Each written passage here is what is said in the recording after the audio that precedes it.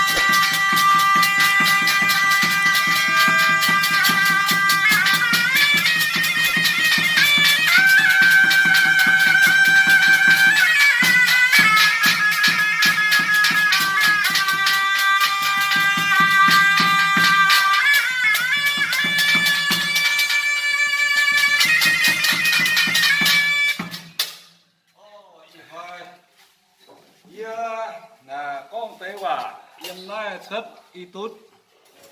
phun chất chiều tình lồng đĩa phun mưa tỏi cò dầu phun phá tôm giải tu hải yếm cu yếm phát in hoài với yêu miền ton kim thang lùn hoài nơi vừa giấy thìn giấy tẩy giấy tu miền màn giấy tu ấy câu tái lại vừa chỗ nhận chỗ hốp y hoài giờ giấy con vừa thùng thìn lồng đĩa mưa tỏi giờ như vừa lùn hoài tía mà thọ sang xuất ia tài là tháo nín tông chiệp pết mà nóm vừa hiểu lấy châm tin tháo nín tông chiệp pết on cha nó xuất vừa tài nếu ia mà nóm vừa yếm bịa họ tòng họ sang thành ia xuất nóm lấy châm về y nói ia yếm cảnh sáng hàng ia xuất xế tại tháo in hoài quá y hàng ia tu lụa chiệp nhất hàng á in hoài với yếm nàyแบ่งคนทุนอย่างช่างเสียภาษาเสียนเหล่ากายเส้นเวียดนามกั้วอินหอยยีบัวเสียงหางเสียงหอยยีบัวเสวยเฉียมจู่ว่าเนี่ยไข่เส้นเดียบโถแกงสังยี่ก้องไตโก้คุณบัวหลุนหอยบัวว่าจู่หลุนหอยเนี่ยเวียไข่เส้นเดียบเสียงหางเสียงหอยบัวเถาชุนแกงสังหอยcảnh choáng như hoài nhẹ, y hoài bữa chủ khoai xin khoai cung, choáng biểu huê, dung mảnh. Y hoài bữa này nhận trang xía y bữa chơi mày chấm chủ khoai xin liệp thô, choáng biểu rồi choáng tăng xì tinh nằm nhiều, tại tháo xì tòng, y bữa khoai xin liệp thô choáng cảnh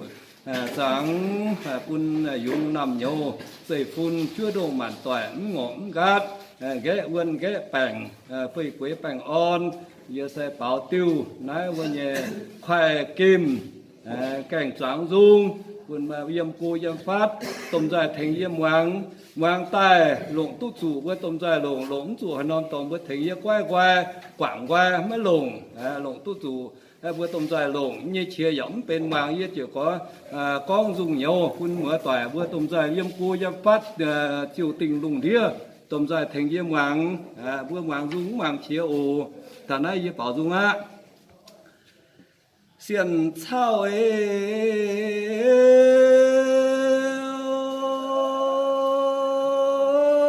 đình kê na xiên nín phủi ôi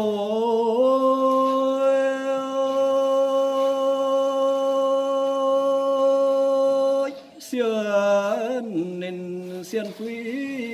tu bang on ơi xiên nín nai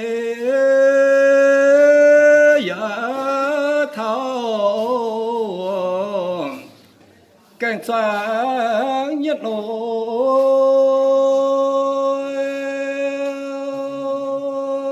ôi chủ khoai cô tại sáng vừa lôi trang nhân ai liễm phiêm mà rồi cả mà ấy ôi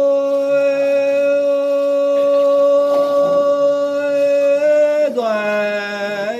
tài rồi thao choáng siêu tòng rồi thao ấy chia tòng sang làng bên đó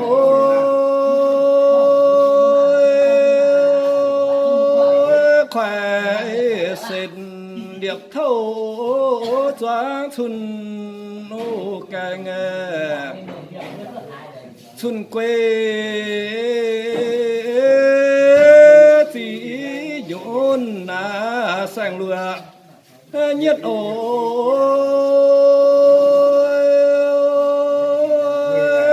khoai xin điệp thâu choáng xuân ngồi xuân kè ngài xóa dĩa biến linh tại lối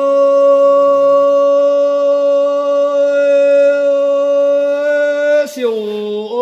quê dân ô biến vừa ô thong khoai sen lại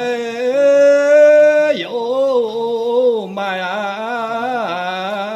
phúng gần bạc lối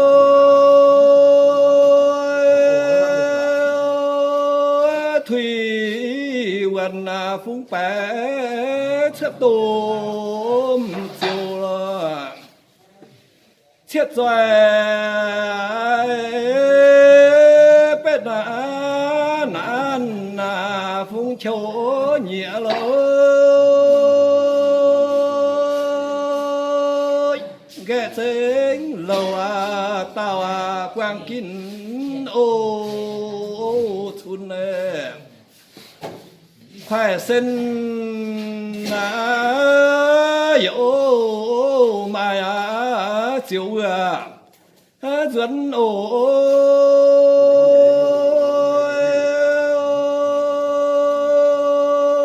chiều quê vừa bé dẫn vừa con nè chiều quê ấy vừa vừa thong xếp ôi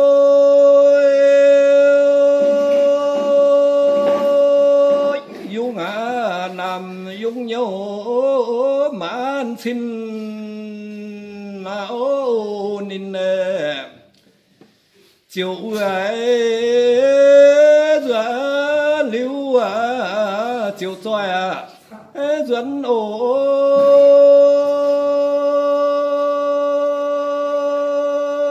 chịu quê dùng huế chịu tao sang chịu quê ấy tao sang miền làn lúa lối xin nên quê quê miền làn tòng quang kín